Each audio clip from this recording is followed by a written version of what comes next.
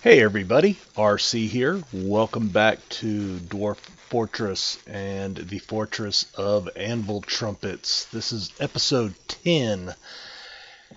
And we're just picking back up after a couple of days away from the game and just trying to double check what's going on. Looks like we had our trade caravan in here. And if I remember correctly, we had already made the trade. Let's see. So we have, because we bought some food, some drink. Yeah, so we've already made the trade. We're just in the process of bringing that stuff back in or out, maybe. Let's see. Yeah, we don't have anything marked for trade, so looks like the last little bit that they're bringing out there. All right, we've got our animals separated out. We've got our bedroom built in. We have our still going. Okay, we have set up some brewing jobs. We have set up some cooking jobs. Good. All right, and I believe, okay, our hotkeys are in place. We have our shops up and running. We have carpenter's workshop. We had built a big stockpile, so that's going to be for all the stuff coming in from the stone shops and the wood shops, it appears. Looks like I also set up a separate stockpile here for stone and clay and just goblets.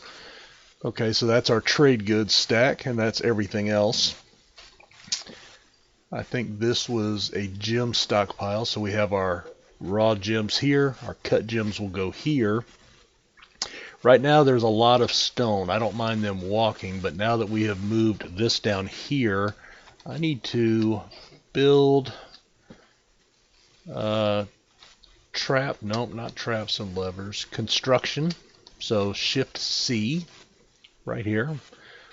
Wall, floor, stairs, and track. So Shift C, and I want to build a track stop, Shift S. And whenever you're building a track stop, you always want to make sure you're changing your dumping direction to the right direction. So we hit D to activate or change, and we will have it dumped to the north. That's fine. I just need to remember that. And I'm going to put that right there. And we're going to make that out of Periclase. All right, so they're going to be building that, and while they're doing that, I want to build a wood stockpile, and I'm going to build, this is called a, I forget the word for it.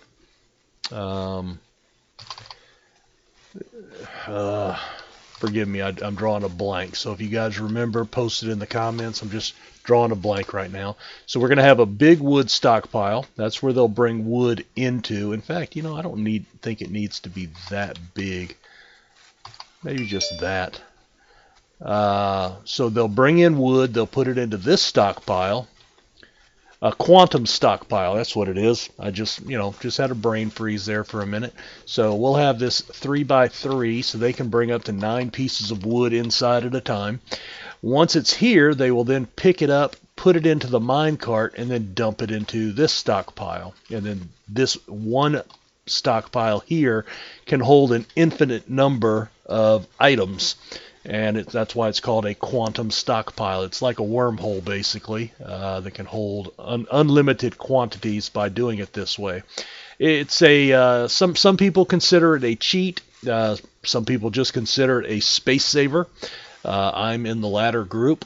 If they didn't want you doing it, I don't think they would have it coded into the game to allow that. So we're playing within the realms of the game, and so you're not done here yet. I need to wait for them to build that. I do want to build a mine cart. In fact, I'm going to use my plus and minus keys, go down to mine cart, and I'm going to promote that task. And I'm going to promote it up to the top. All right? And I want them to do that now. Okay, so we promoted using P, and then we did N to make it the high priority, and that's what happens. So now we're going to go in and we're going to hit H. So let me get back to here so you can see what this is. H is hauling, okay? So we're going to hit H, and we don't have any routes at this time. Let me scroll over so we can see the stockpile here. All right, so we're going to do a new route, so R, and this is our first route. Okay, we're going to use our arrow keys, and we're going to get to our stockpile. We're going to hit, once we are over that, then we're going to have a new stop. So we're going to put a stop right there. All right, and that's it. So now what we're going to do, you'll notice when we put the stop in, it's highlighted. Now I can use the plus and minus to scroll between those. I'm going to go there, and I'm just going to give that a nickname. So N, and that's going to be my wood stockpile. All right, we're going to go use the plus key to go back down, and now we need to set this up. So we're going to hit enter to define the stop. Okay, so enter. There's some default stuff in here. I immediately remove all of these. So X, X, X, they're all gone. All right. So now I want to put in new stockpile links. So before I hit anything, I want the first thing, you go to the stockpile you want them to pull from and hit, once you're over that stockpile, this 3x3, you hit S. Okay, so we're going to take from that stockpile. And then we go up to our quantum stockpile. We hit S again. Now they're still taking, so what we need to do is toggle take or give. So we're going to hit T, and that's going to give. So they're going to take from this stockpile, put it into the cart, and then dump it into this stockpile. Now we're still not done. So we need to escape because we're done from that. And we need to, let's see, there's something else I got to do. Yeah, that's right. Define the stop, route, promote the stop. Okay, we need to assign a vehicle. Okay, so that's V. If you don't have any, of course, there will be none, but we did make a minecart earlier, so we're going to plus and minus to get down to there, hit enter. Okay, and now we have a vehicle assigned with the V. It's red, which means it's not in place yet. So when it gets there, it will turn green, and this is the percent of capacity that has been reached inside that minecart. So as they add pieces of wood to it, that will go up, and when it gets to 100%, they'll dump it over. All right, now I need to go up.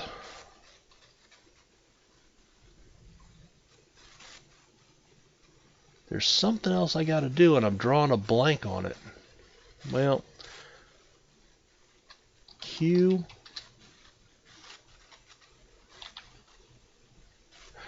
Oh, okay. Well, I do need to change these. Okay, in your quantum stockpile, you do not want any bins, wheelbarrows, mine carts, anything. So you want to make sure those are 0.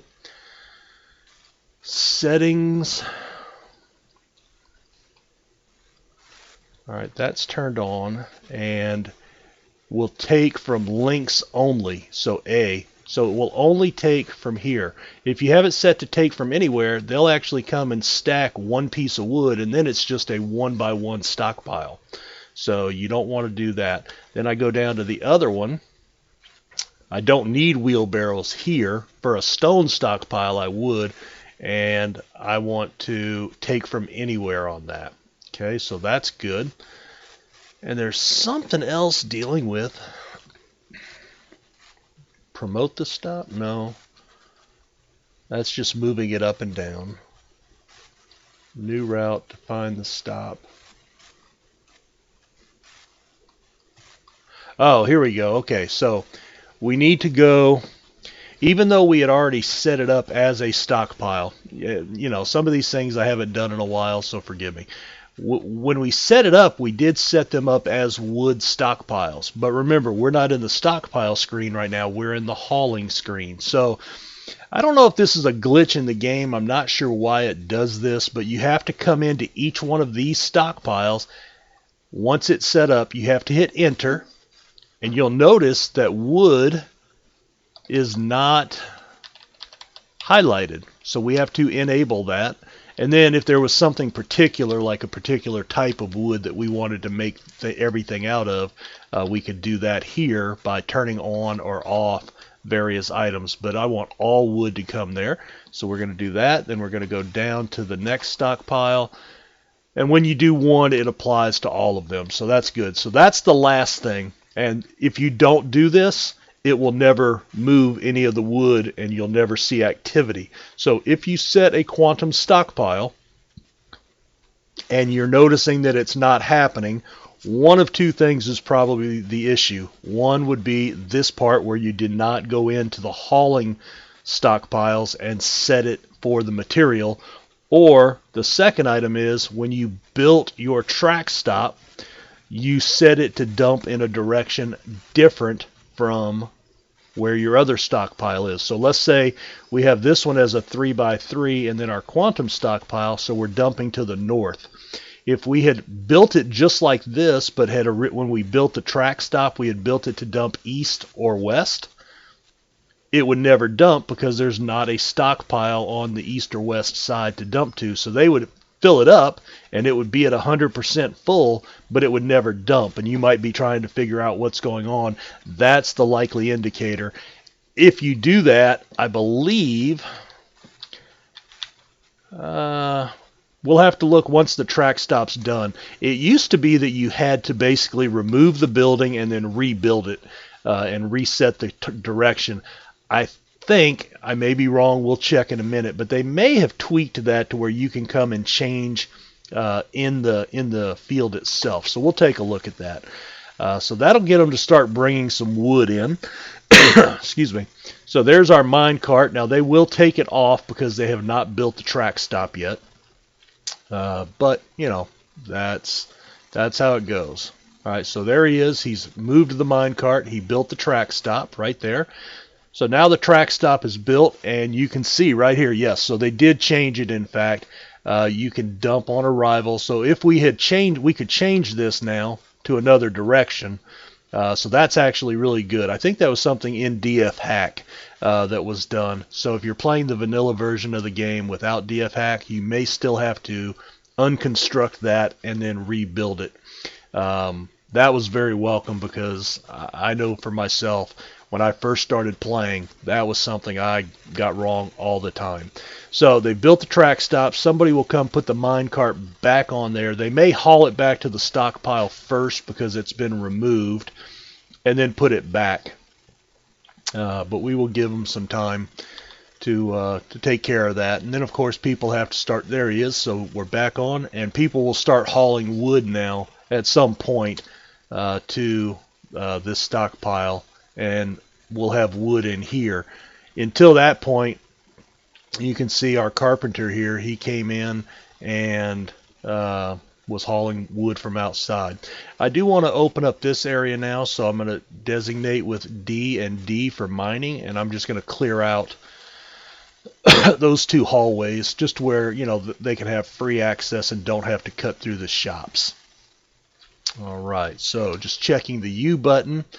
We are storing items, we are sleeping, we're making wood splints, rock doors, rock mugs, brewing plants, making ash, making potash. So a lot of people working. Oh, that's something I need to go look at. I believe, no, I have not done that yet. They have not mined this out yet. I wonder, yeah, that's set to go.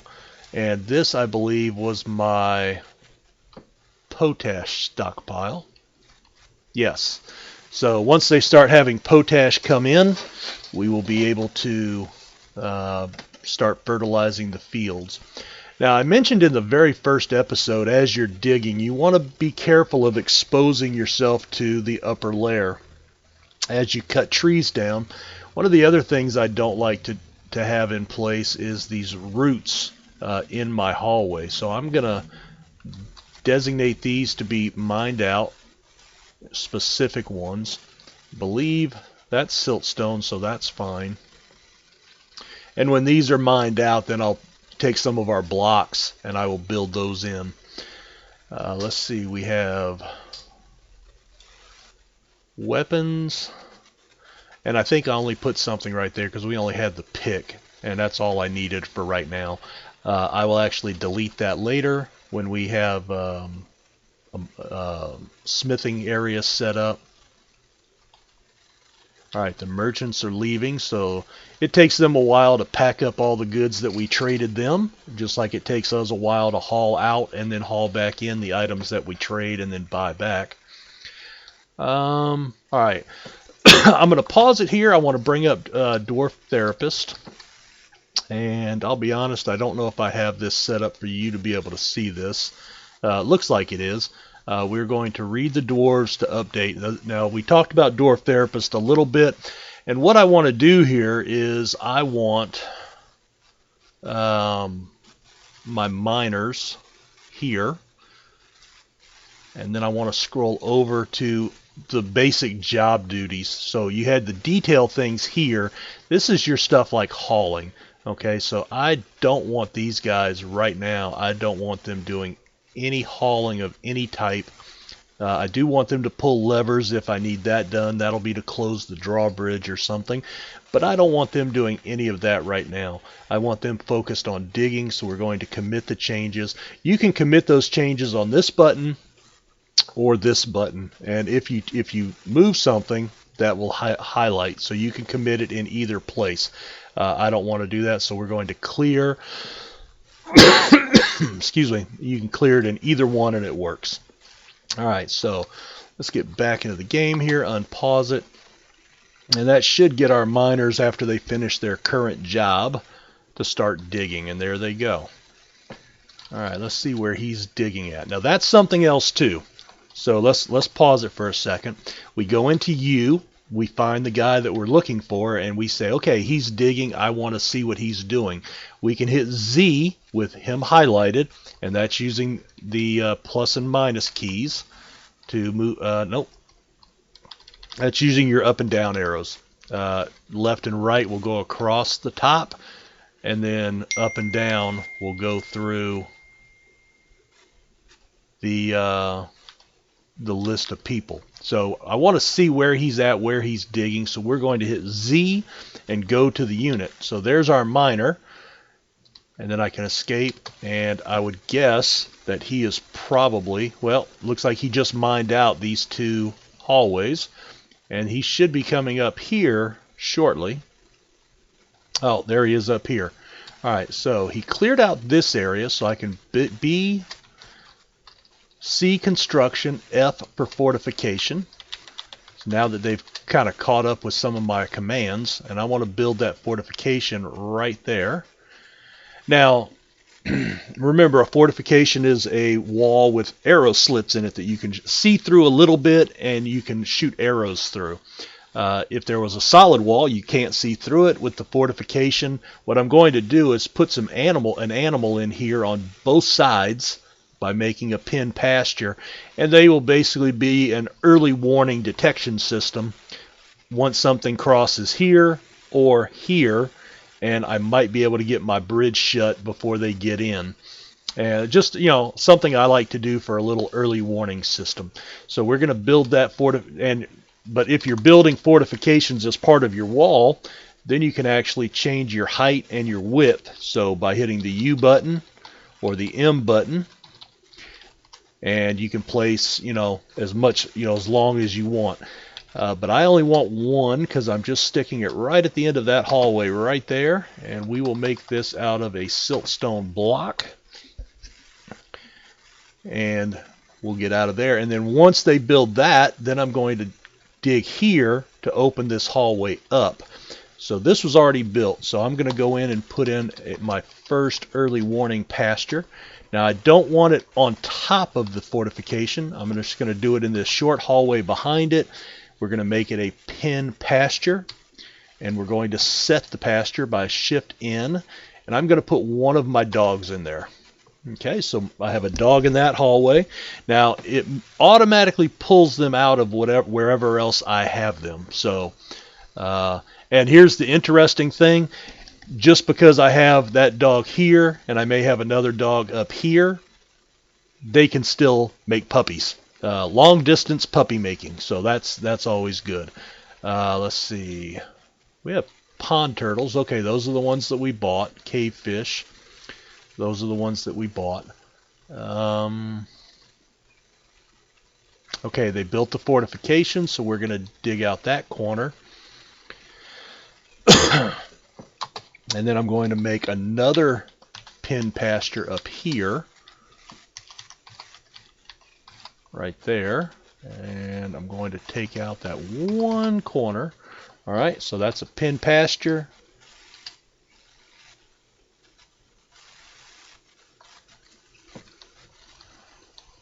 Alright, let's see. And I'm going to take my other dog and put up another one of my dogs and put up there. And then that gets our early warning system in place. For what it's worth. You know, that's not a lot of lead time. And we'll eventually expand on some of our defenses out here. But this is very early going stuff. So the bridge is kind of the very first thing. Worst case scenario is I pull the lever, close the bridge, and we just sit inside where nothing can get us. And just, you know, wait out whatever's happening. All right, they've dug out this area, so I want to B, C for construction, and W for wall. Okay, so we're going to come up here, and we're going to make that with siltstone blocks. And you have to be very careful when you're looking at that list. You want to make sure that you are looking at the the right item. And then I want to build another wall in this spot that we had dug out, and we'll make that out of siltstone blocks too. Now the good thing is, while you're building walls, once you select a material and you still have material left, that item comes to the top. Even though it's farther away, it comes to the top as a default item. You know, so you can, it makes it easier when you're trying to be consistent when in building things out of the same material. But you know, again, that doesn't really, not one of the things I look at, you know, that I'm hardcore about. Some people are, and hey, that's great. I think that, you know, those people have a lot more patience and diligence than I do.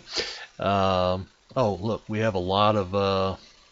Okay, so I need to come down. We're going to dig out quite a bit of this area here, all of these roots, and we will get those set up. So here come my miners, and we will build walls here, here,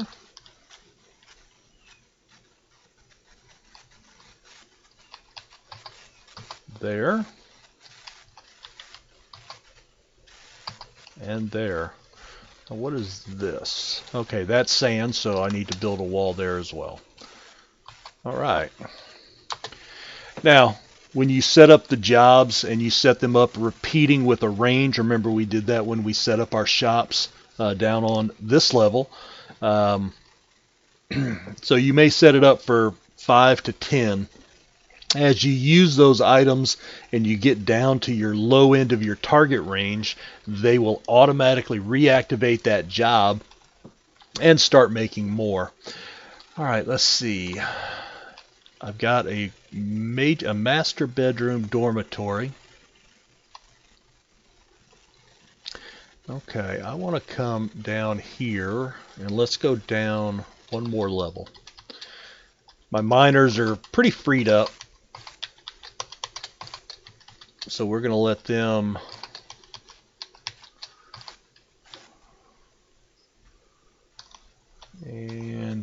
alright, I want to show you something else now. Sometimes I use this, sometimes I don't, but it's something in DF Hack, and it's the priority system. So you'll notice here, plus minus set priority, and then you have the range of 1 to 7.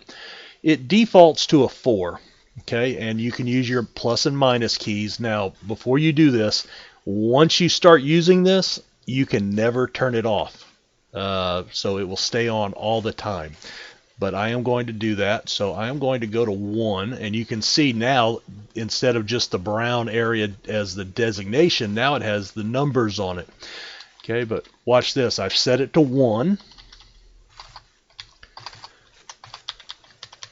And we are going to mark that 1. Now I'm going to use the plus key, and I'm changing it to 2.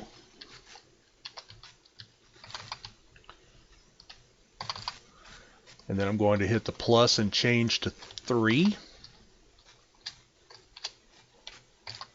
And then I'm going to leave that second half as 4.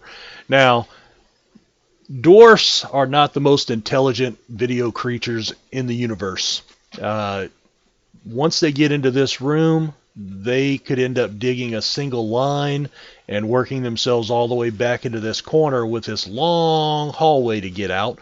So sometimes it is beneficial to use designations to force them. You may remember, let's just go back up. Remember when I did these rooms and I only opened each room individually and left the middle part, and that's why I had the wall here, and then they came in and did that last, and I showed you how to use the marker with the where it changed it to the blue.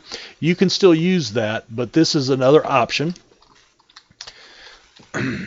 And in fact, while we are here, and in fact, you'll notice when you come out of the screen, when I go into the D or the designate screen, that's when all the priorities show up. If I'm out in the regular gameplay, it's fine. It just goes back to normal. Now, I want to set up a new hotkey, so this will be hotkey 3. So we'll hit F3, highlight that.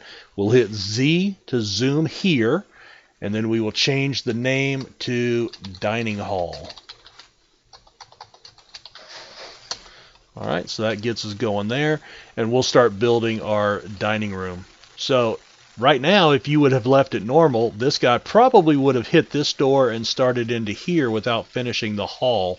With the priorities now, remember, this was number 1, these are 2, so they're going to do all the number 1s before they do the number 2s, and they'll do the number 2s, then the number 3s, and that's why I set this room that way. That way they can finish the first part. I can start putting some tables and chairs in here while they're clearing out the second part. So that's how you would use the priority system if that's something you would like to do. It's not required. And we have some more migrants. Let's see, here they are up in the upper corner. If we hit the U button, because they are migrants, they are now part of our fortress. They only show 1, but that's because he's the first one there. So let's unpause it, and here they come. Now, typically, your first migrant wave is rather small, just a few people. Your second or third migrant wave will be significantly higher, and now we can see we have several new arrivals. But I still want to make sure that's the last of them, and it looks like it is. So we're going to pause the game. I am going to open up Dwarf Therapist again, and when Dwarf Therapist is just sitting in the background, it doesn't change automatically. So we had 12 dwarfs. So I want to come in and I want to sort now by migration wave. So we got 5 migrants in our first migration wave. Okay, now we are getting our second. So to do the update it, you just hit read dwarfs, and you'll watch this 12 jump up to 22. So we got 10 more dwarfs, and that's confirmed here. And what I want to do is I highlight all of them. I go in and I set their custom name to unassigned, just so I know who those people are. Then I'm going to go back into professions, which is how I like to sort it. Some people just keep it by migration waves. I like it by professions. There's no right or wrong way to do that. I don't like fishing, so I am going, they were all highlighted, so I have to undo that. So we're going to undo fishing, and another thing you can do is you can come up and you can right click on the title, and you can assign or unassign from everybody. So I'll do that every once in a while. So we didn't have any hunters, and I'll assign that right now. All right. Then the first thing I want to do is I want to see if we have anybody in this unassigned group that is military worthy. And again, male and female. So I have a female that is an axe dwarf. And Obviously, I wasn't concerned about that because everybody, all of my other military people so far are also uh, females. Evidently, none of the male dwarfs like to fight. Oh well, you know. Let's see. So we're going to change her to an axe dwarf. We're going to change this one and this one. And now if you hit shift, it does all of them. If you use control when you click, it'll only take the ones that you want. So these guys will be mace dwarfs. And you want to make sure if you're trying to group them, you want to make sure you use the same title. And then this one is going to be a hammer dwarf, which we already have one of those as well. All right, so we'll go ahead and commit those, and now you notice our unassigned is only 6 because we just moved 4 of them up into the other group, into their various military groups. Now we have 2 more here. These first 2, they have the ability to be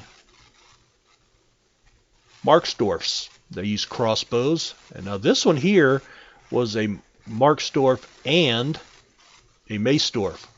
So if we highlight them, we can see competent maceman, competent crossbowman, novice shield user, novice armor user. So you can take this information and then determine what you want to do with them. Because she's female, I believe I'm going to take her and then these other 2, and I'm going to change them, or change her and make the other 2 into archers group 1. Sorry about that. Archers group 1. And I call it group 1 because eventually I will have 2 units of Marksdorfs. It just makes it easy in the military screen for me to find where they're at. So you can see here it's moved her out of the Mace Dwarf and up into the archers with the name change. Alright, so we don't have any other military people. Of course, all the guys decided they were going to be passive and not want to fight in the military. So we're going to go back to labors, and we're going to start looking at these guys and see what they can do. So he's a fisherman. Now we could let him start fishing, see if that brings us in any food. And there are probably worse things. The problem with that is they go outside. And when you're outside, bad things can happen. They can get caught by were creatures. They can be attacked by goblins and kobolds. But, hey, if he dies, he dies. It's part of playing Dwarf Fortress. So we'll make him a fisherman. And remember, I use the word A as a precursor to where it moves everybody to the top. There he is up here in the group. And it just keeps, so I know all my workers are at the top. Then I have my military, which do not have an A precursor. And then I have my unassigned, and that's people that I can pull from for future jobs. Let's see. So this guy is a grower herbalist, grower shearer, cook presser. Nothing fancy, nothing for all of them. What I can do here, remember, we can go from labor into roles. And that actually gives us their rating scale on a scale of 1 to 100. Now this guy, he's an average carpenter, and he can also do some stonework. So I am going to make him a crafter. And, I do need more crafters because I have more shops than I have workers that can work in them. So that will help get some more production going in the mason shop, the craftsdorf shop. This one here, they have a really good farming skill. They can't brew or anything, but he can do wood burning and potash making.